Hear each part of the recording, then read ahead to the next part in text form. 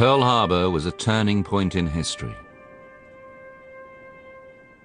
A monument to the battleship Arizona commemorates the beginning of America's involvement in the Second World War, while the USS Missouri represents its end.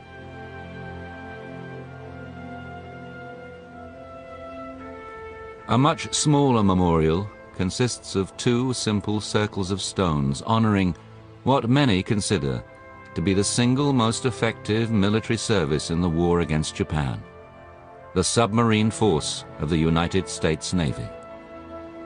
The American submarine campaign during the Second World War was the most absolutely decisive victory of that war. The submariners in the Pacific reduced the Japanese Imperial Navy and its merchant fleet to near non-existence. A short distance away from the memorial stones is the USS Bowfin, a survivor of the conflict, preserved now in her wartime condition as another monument to American submariners. Curious visitors come in peace today, but in her prime, the Bowfin was a warrior, traveling nearly 100,000 miles on 9 war patrols, sinking more than 67,000 tons of Japanese shipping. But such victories are not won without sacrifice. There are 52 stones at the Pearl Harbor Submarine Memorial representing the 52 boats lost in action during World War II and the 3,505 men who perished with them.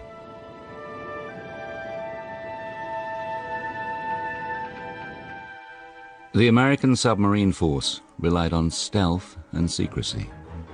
It was vital that enemy ships, once struck, never knew it was a sub that hit them. The operations of American submarines were largely secret, and they became known collectively as the Silent Service. The letters SS in the Bowfin's official hull number identify her as a submarine. The numerals show she was the 287th sub to enter the US Navy since the force was founded, with the commissioning of the USS Holland in 1900.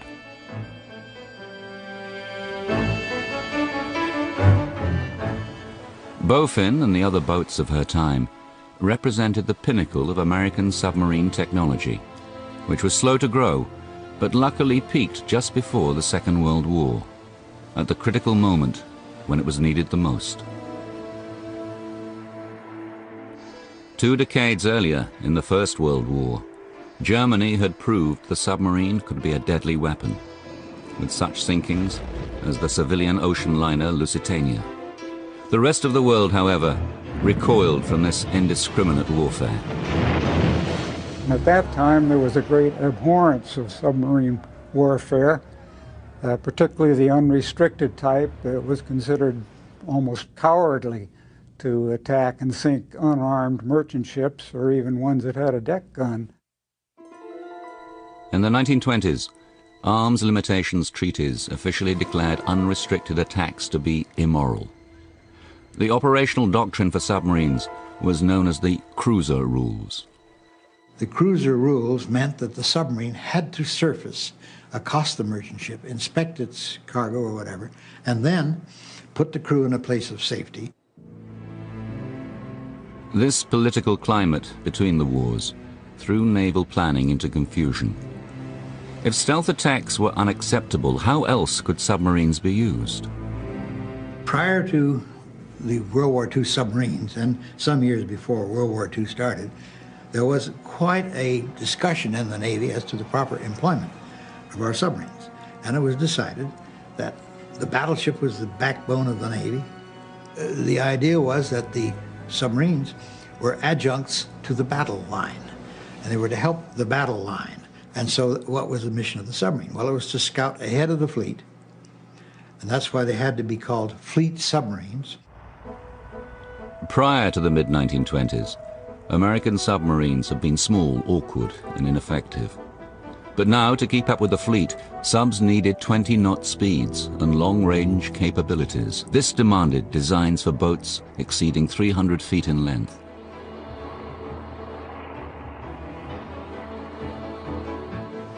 At 1,500 tons or more, the boats were double the weight of their predecessors. But there was a weak link. American diesel engines of the 1920s simply didn't measure up. We could not manufacture a diesel that was reliable enough over the long term, which could provide a submarine on the surface with 20 knots plus in order to sustain the pace of a battle fleet. It couldn't be done. But in the early 1930s, the American railway industry was spearheading improvements in diesel technology designed to replace steam power on American trains. A fortunate coincidence for the Navy. Similar engines were ideal for submarines. One of the things you have to remember about submarines is that they have to have two power sources. One for submerged operations, which is all electric, and one for surface operations, and that's the diesel engine. An efficient new arrangement no longer geared diesels directly to the propellers as in earlier subs. Now the engines drove generators full-time, feeding current to electric motors which turned the propellers instead. Large banks of batteries provided the power when the sub was submerged, and the diesels had to be shut down. By the time of 1934, we really had a submarine that had almost all the characteristics of the fleet boat that did serve during the war. And from then on, it was a case of improvement and refinement. Among those refinements were features to make the crew comfortable on long voyages, because the next military opponent facing Navy submarines was undoubtedly Japan. If the Navy's major task was to patrol the Pacific, it needed a submarine that had long sea legs, could accommodate a large crew, could sustain them over time, could provide clean air and good food, and good drinking water. And the design had to be like that. In 1939, plans for the USS Gato were in progress. With war on the horizon, its design became the fixed standard for mass production. The Gato-class subs were 312 feet long and carried a crew of 80. They could make 19 knots on the surface, dive 300 feet, and were equipped for journeys of 10,000 miles or more. The American fleet submarine had come of age. I think they were the best built submarines in the world, barring none. Germans, anybody else, we had the best. Ours were Cadillacs. We all had our own bunk. We had 3 good meals a day. And we had a clean boat, we had a good crew, we had water. Well, we'd take a bath once a week. And they were very reliable and dependable. But the first of the Gato-class subs would fail to be ready in time to do the job for which they were designed. World War II was about to begin.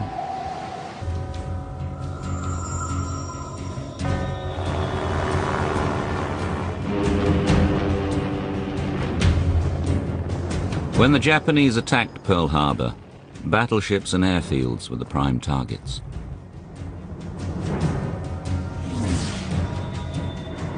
Unnoticed or ignored were the submarines, whose crews were among the first Americans to fight back. When the Japanese attacked Pearl Harbor, there were a number of submarines alongside the dock in the submarine base. They, of course, immediately went to general quarters, as all the ships did, and they ran up on deck and got their guns and tried to shoot at the airplanes. A remarkable set of photographs offers a seldom seen view of the attack.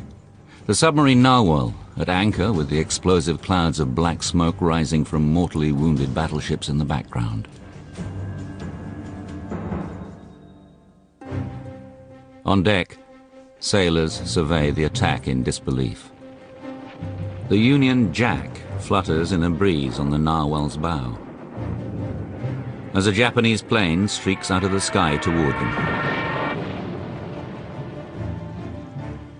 The Narwhal, together with the submarine Tautog and a nearby destroyer, were given group credit for shooting down the first of 29 Japanese planes destroyed in the raid. On this day of infamy, however, their efforts were barely noticed. They didn't do much good because these submarines were not intended to be anti-aircraft ships. They did man their stations and they did well for themselves, and the planes did not attack them, therefore there were no submarines damaged at Pearl Harbor. The submarine Pompano, built in 1937, had been scheduled to arrive at Pearl Harbor from the mainland that very morning, but rough weather had made her 4 hours late. A young officer, Roger Payne, was on board. The message that we got, plain language, was, "This is no drill. Attack on Pearl Harbor. This is no drill." And that was really the only word that we had for quite a while. With cautious war procedures suddenly in place, the Pompano did not reach her destination for another 2 days. It was a very shocking thing indeed to enter Pearl Harbor and to see Battleship Row in a shambles, bodies actually floating in the water still. This was 2 days after the event. The pre-war rules of restraint and political courtesy under which all subs had previously operated were suddenly gone. When the Japanese hit us at Pearl Harbor, that wiped all the rules off the books. We got a piece of paper signed by Admiral Nimitz directing our skipper to use unrestricted submarine warfare, sink ships of any kind whenever he found them. I was cheering. I was emotionally affected by what I saw as the quality of my leadership. At the start of the Second World War, there were only 55 American submarines in the Pacific, split between Pearl Harbor and the Philippines. A number of these were the obsolete S-class boats, built in the early 1920s, and useful for little more than training. The others, like the Pompano, were advanced but developmental fleet subs. The new mass-produced Gato-class boats were yet to be completed. When the USS Gato was commissioned 3 weeks after the attack on Pearl Harbor, it signaled the beginning of a massive building program that would put 221 new fleet submarines into duty before the end of the war. In 1943, the Gato class would be succeeded by the Baleo class subs. Nearly identical in appearance, they were equipped with heavier hulls and called thick skin boats, allowing dives to 400 feet, 100 feet deeper than the thin skins. As America mobilized for war, the unique role of the submarine with its cutting-edge technology attracted the finest of crews. The Pacific Fleet was in shambles, and only the boats of the Silent Service remained to draw the battle lines.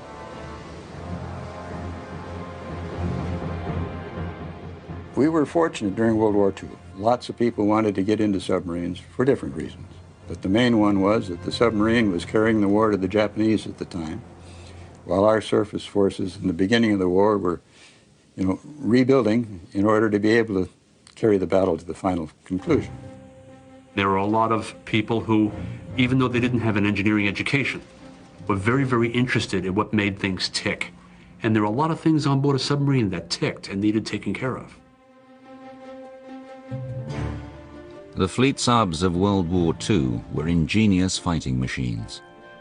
Inside their engine rooms, 4 massive diesels cranked out 5,400 horsepower each, all converted instantly into electricity.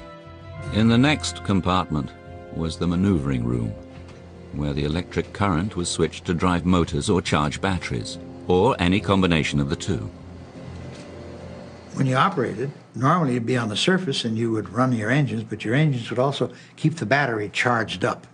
Submerged, however, you would discharge the battery, the engine would be stopped. If you ran for 1 hour at high speed, you'd be discharged, or you could go at very slow speed for as long as 48 hours before you're fully discharged. But at that point, you had to recharge your battery. The only way we could do it was to surface a submarine and run the diesel engines. A full battery charge could take up to 8 hours, so the safest time to do it was at night, when the sub was least visible to the enemy. At the very center of the submarine was the control room, containing the valves, gauges, levers and handles to accomplish the dive and surface, the very essence of the sub's existence. We practiced this a lot, and we thought of all sorts of different stratagems to increase our diving speed to the point where the trigger, which was my first submarine, we got her down to 30 seconds during the war. Immediately above the control room was the conning tower, the part of the boat located inside the superstructure that gave all the World War II subs their distinctive silhouette. Here the course of the boat was directed as she was put into battle. This was home to the helm, the boat's steering wheel, as well as its eyes, the periscopes. High-tech gear was crowded into every corner. Sonar to listen for targets, and radar, installed after the start of the war, for an electronic fix on Japanese vessels. There was even a special torpedo data computer, or TDC, a mechanical calculator that automatically tracked a target and aimed the torpedoes. Those were fired from the 2 torpedo rooms, with 6 tubes forward and 4 tubes aft. They carried a great load of torpedoes. They carried 24 torpedoes. We could reload them quite quickly. So they were the ideal ship for that purpose. I call them ships because I think they indeed should be ships, but they were called boats by everybody. Boats was a leftover from the days when submarines were small and insignificant, demeaned by surface sailors. Now these subs held the key to victory, and the designation boats became a badge of honor. In drawing the noose around enemy shipping, American submariners would encounter enough danger and adventure to make them legendary for years to come.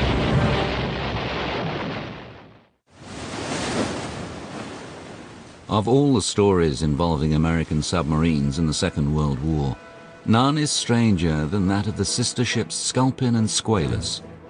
Their tale involves each in a drama concerning the other's survival and destruction. The saga begins in early 1939, at a time when events were leading the world to a war that was still months away.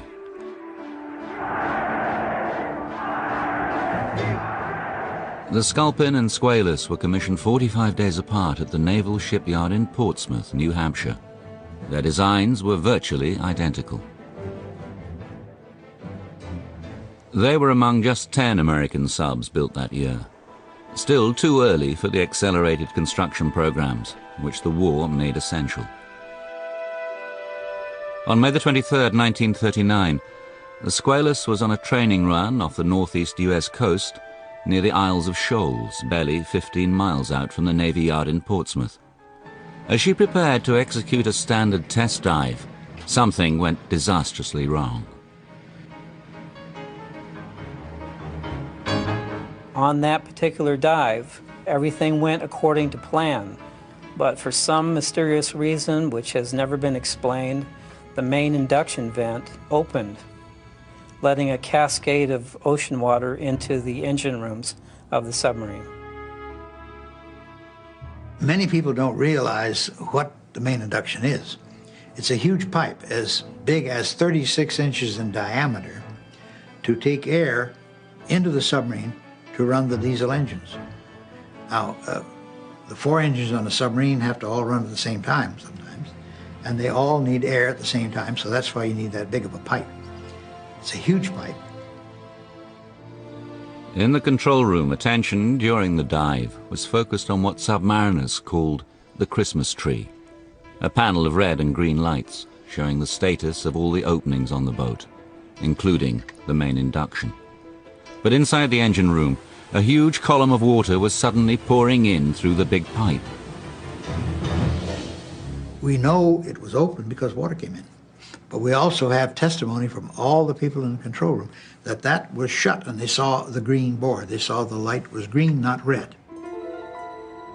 The sub would sink in a matter of minutes. Water rushing into the engine room killed nearly half the crew immediately. A quick but agonizing death. I just know that they all had enormous pain, enormous, and it ruptured their eardrums immediately and probably blanked most of them out. They were probably unconscious because of the tremendous pressure that hit them that fast. Survivors rushed to close the submarine's watertight doors, isolating the flooded compartments behind secure bulkheads. 33 men found themselves stranded in the forward part of the boat. They were 240 feet below the surface of the icy Atlantic and had no idea how many hours would pass before they would be missed.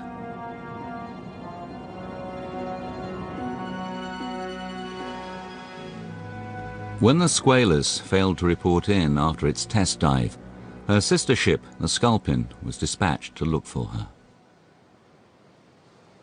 The Sculpin found the Squalus by sighting its emergency rescue buoy, with which all subs were equipped. With Sculpin leading the way, ships, men, and equipment converged on the scene.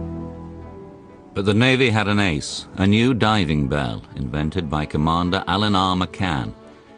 It was rushed to the scene aboard the rescue ship Falcon. In a hazardous operation, the bell was sent to save the lives of men who would otherwise be doomed. You sort of glued to the radio. We didn't have TV, so we were all following as best we could how these people might be rescued. And there was a tremendous feeling of wonder and awe when, in fact, they brought up a large number of the crew. The first bell brought up 7 crewmen, and it was almost miraculous to the press covering it that, for the first time in history, crewmen were brought up from great depth from a submarine. It was almost unbelievable. Cables went out across the country, and gigantic headlines were generated in newspapers everywhere. Though 26 men were killed, all 33 who remained alive in the forward part of the boat were saved. In the inquest that followed, no conclusions were reached on the cause of the Squalus accident. The mystery of the main induction failure remains unsolved. People have theorized over what happened, and I have my own theory. No proof, just my idea. The chief in charge, a checked-out sailor, he'd been in submarines for years, must have somehow opened the induction when he meant to open some other valve. He probably grabbed the wrong handle and opened the induction. You can do a thing 1,000,000 times correctly. That's the time you're going to make a mistake. You got to realize you get stale when you're doing something, so you don't do it routinely. You got to remember that this kind of a thing, you do it unroutinely every time. 2 months later, the sea off the Isles of Shoals was crowded once more, as salvage ships converged on the site to raise the sunken Squalus. The Sculpin was on hand again, her destiny still linked closely to her sister ship. When President Franklin Roosevelt saw pictures of the Squalus as her nose leapt from the water, he likened her to a sailfish. That description would become the new name of the ill-fated boat after it was restored and put back into service. But cynical, superstitious sailors thought this sub would forever be cursed. They nicknamed it the Squalefish.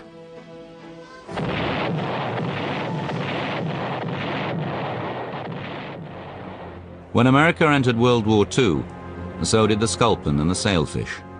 For 2 years, the boats were sent on routine patrols in the Pacific until, in 1943, fate and the Japanese once again reunited the sisters.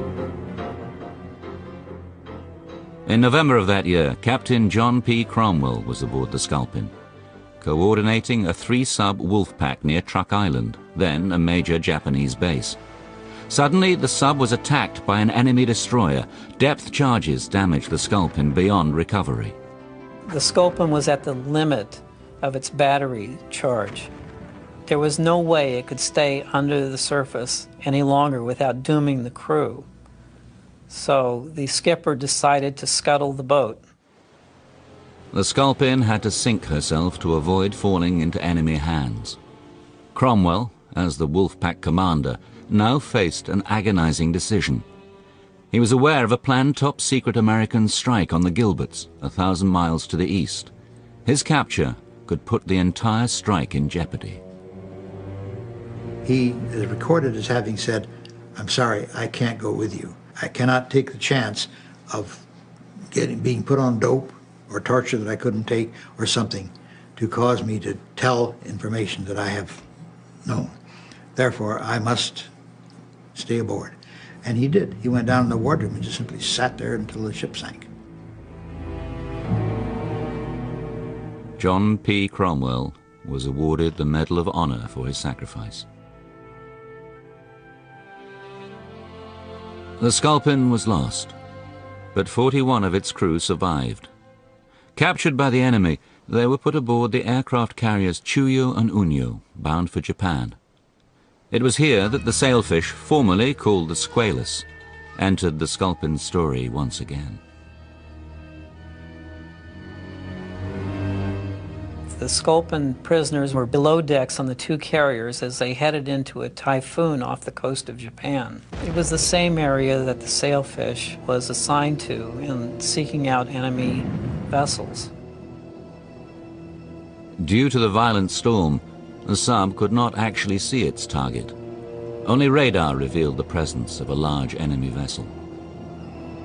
The sailfish attacked the Choyo and sank it, not realizing that 21 Sculpin prisoners were on board. Among the 21 Sculpin prisoners, only one survived.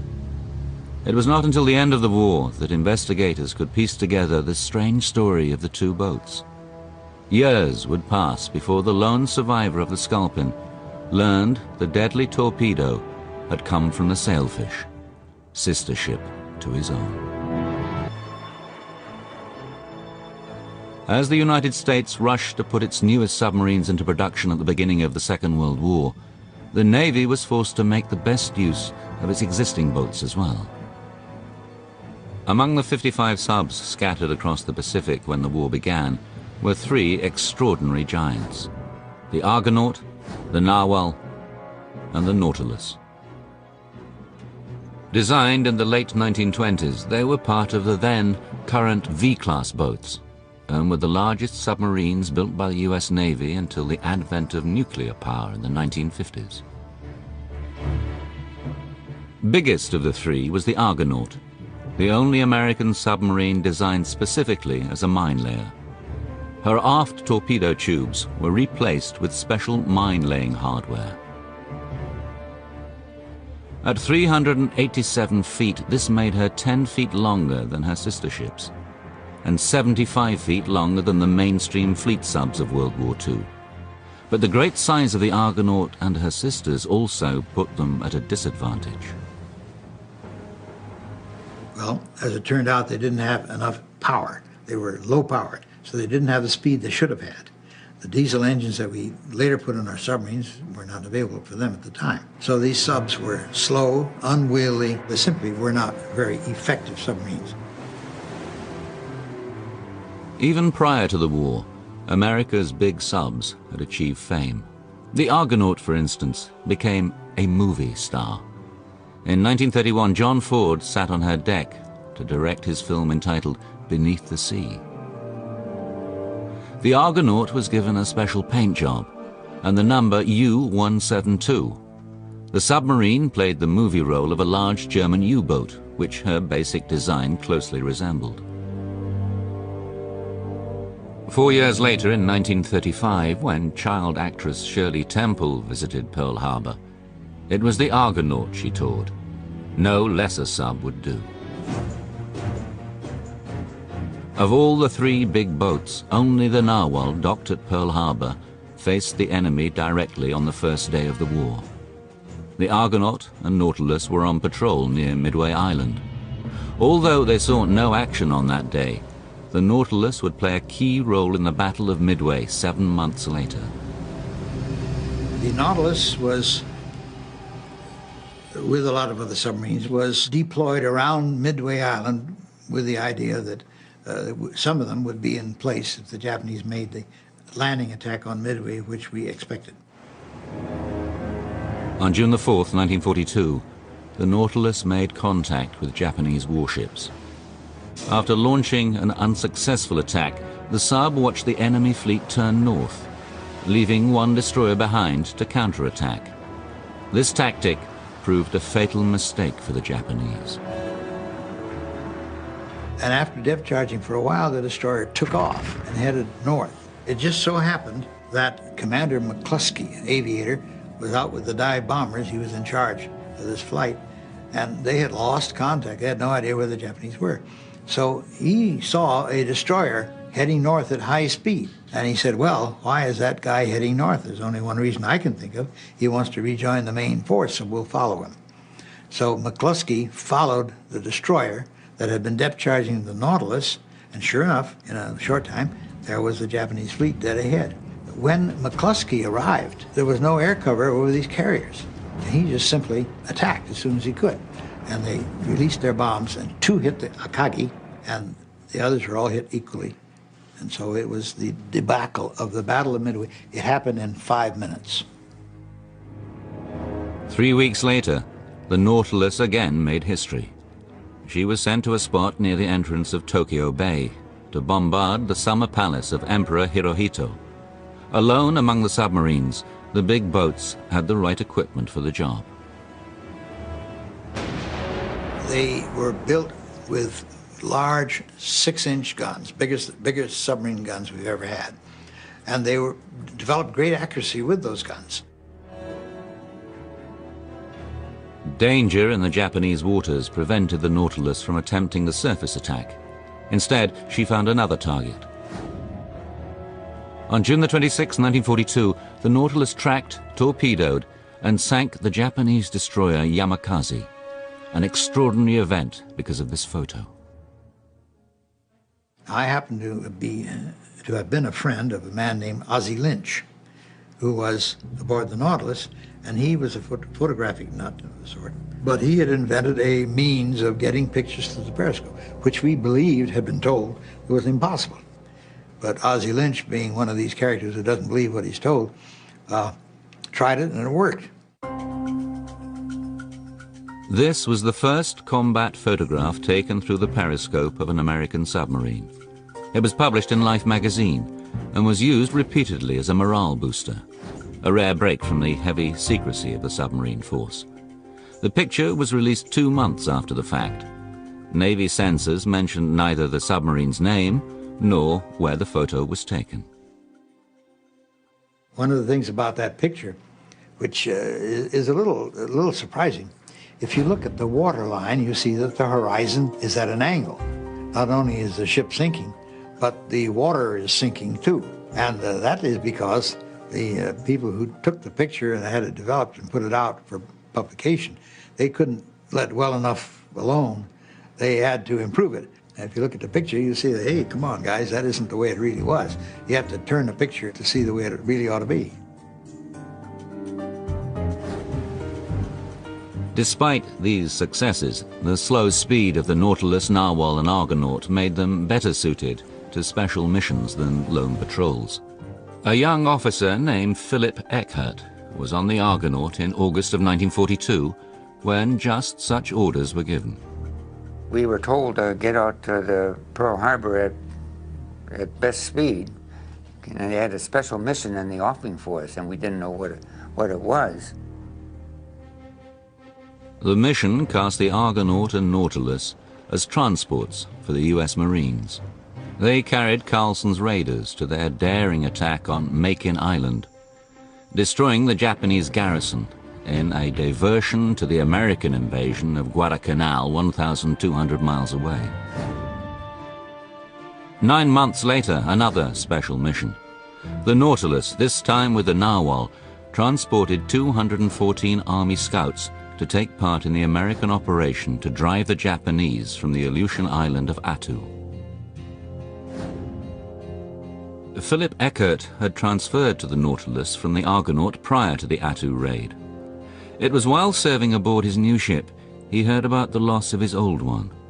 In January 1943, the Argonaut had been sent east of New Guinea near the Solomon Islands. I just feel that the Argonaut was sent into extremely dangerous waters, keeping in mind what her configuration was, namely no after torpedo tubes. After torpedo tubes are 25 to 45% of your firepower, and they didn't have them. The Argonaut's aft torpedo tubes had been replaced with the specialized hardware she needed for her original design as a mine layer. Though she performed well in taking Marines to Makin Island, she had never been on a true war patrol, seeking enemy ships to sink. A Japanese destroyer proved her undoing. They depth charged him, and the Argonaut is reported, by the Japanese actually, to have surfaced. Their bow came out of water at a sharp angle. The destroyers close aboard pumped it full of shells, and she sank. Her stone at the Pearl Harbor Memorial records a loss deeply felt amongst submariners. The Argonaut, as big as she was, carried more crew than any other American sub. 106 men died when she went down, the single greatest submarine loss of World War II. By mid-1944, the war was going well for the American Navy. Preparations were being made to retake the islands of Guam, Saipan, and Tinian in the Marianas.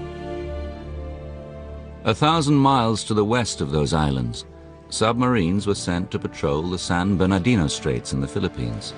There they hoped to sight the Japanese mobile force, a fleet of ships expected to oppose the American offensive. Locating the enemy was essential. And the Japanese forces came through San Bernardino Straits. There was a long way to go to make an engagement with the American forces. For several days they were unsighted. Nobody knew where they were.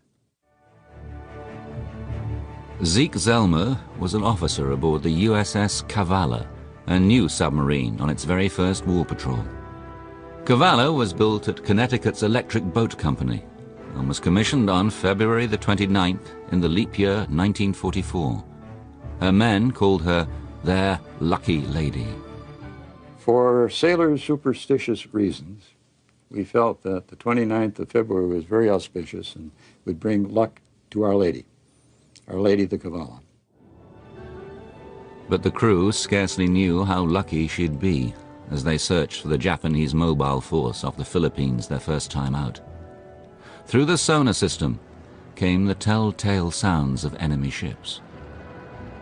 Kavala saw some ships, heard some noises, submerged, and found themselves with a mobile force coming at them. Ideal situation for a submarine commander. Sink them all. But skipper Herman Kosler did nothing. Unknown to his crew, his orders were to report first, shoot second. Herman did his duty. He did not fire. He let the carriers and all these magnificent, juicy targets go by, and they didn't know he was there. And he simply then surfaced, got his antenna out of water at any rate, and sent the report. It turned out to be one of the decisive reports of that battle. Frankly, the crew and the officers as well were devastated. Here we had the ideal target on our first patrol. We counted at least 15 ships by sonar. We had seen some 7 ships, including carriers and cruisers. And we just sat there quietly as we could, listened to them, and let them go. So there was terrible disappointment. Morale was probably at the lowest ebb I saw it on the Kavala. But Zelmer and the crew would not be disappointed for long. With the Japanese now located, the orders were changed. Shoot first, report second. Before long, ships appeared on the horizon. One of them, a large aircraft carrier. Now the important thing to know was, are they Japanese or are they American? The last thing we wanted to do was to sink an American carrier. So it is imperative that we have a positive identification before we went in and had made our final attack. The ship in the periscope was the Japanese carrier Shokaku, although the Kavala's crew did not yet know it. To all appearances, it could have been one of their own. The Shokaku was unlike most Japanese carriers. It had a large island on the deck, as do our carriers. Most of the other Japanese carriers were more flush deck, and so we had the one that was the easiest to confuse with an American carrier. The Cavallo was closing fast, and the skipper still could not identify the carrier. The executive officer took a look, then the fire control officer. They desperately scrutinized their ship recognition manual. Time was running out. We're now getting closer to the target, and we're going to have to make a decision. Skipper raises the scope, takes another observation. We're now close enough. The ensign stands out, and he says, "There's a meatball on the ensign. It's Japanese. We'll fire on the next observation." We proceeded for the next 3 minutes, fired 6 torpedoes at 1,200 yards. 3 of them hit. The Cavallo and her crew remained submerged, avoiding attacks from Japanese destroyers. Sounds of the enemy depth charges grew faint as she edged out of the area. And then we heard 4 very large explosions in the distance. These were not depth charges because they continued to rumble. It was an explosion and a lot of noise. And we thought that spelled the end of the carrier. Zelma and the Cavallo crew were elated. Even more so when, long afterwards, they realized that the Shokaku was one of the carriers that participated in the attack on Pearl Harbor. Well, one's elated with what one accomplishes during the war, and then when you put the little frosting on the cake as well, you know, you get an extra feeling of satisfaction. A little payback, if you will. The Cavallo was one of the 2 American subs to sink aircraft carriers prior to what became the First Battle of the Philippine Sea. The Japanese Navy entered the action so weakened, it was a lopsided American victory, forever known as the Great Marianas Turkey Shoot. Today, Zeke Zelma is a frequent visitor to his old boat. The USS Cavallo sits in a state of disrepair at a naval memorial park in Galveston, Texas.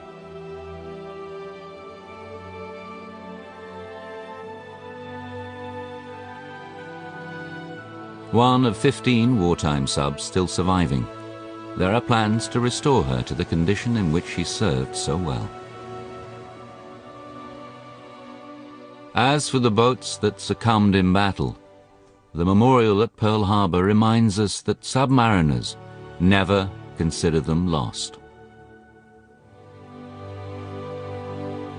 The submarine way of saying that a submarine is lost is that she's on eternal patrol. This means that she's down there with her crew on board, and they're serving their country and will forever.